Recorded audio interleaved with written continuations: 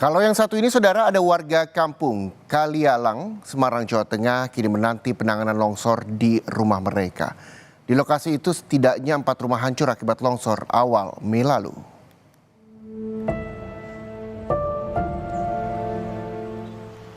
Inilah lokasi longsor di Kampung Kalialang, Kelurahan Sukorejo, Semarang, Jawa Tengah yang menyebabkan 4 rumah hancur. Akibatnya, sejumlah warga harus mengungsi setelah longsor terjadi pada awal bulan Mei lalu. Warga pun menanti adanya penanganan atas kondisi ini. Perbaikan seperti pemasangan talut atau bronjong dinanti dengan harapan dapat mengurangi kekhawatiran warga. Lantaran longsor di lingkungan sekitar terus terjadi hingga mengancam rumah-rumah warga lainnya. Ada perbaikan bronjong atau belum ada?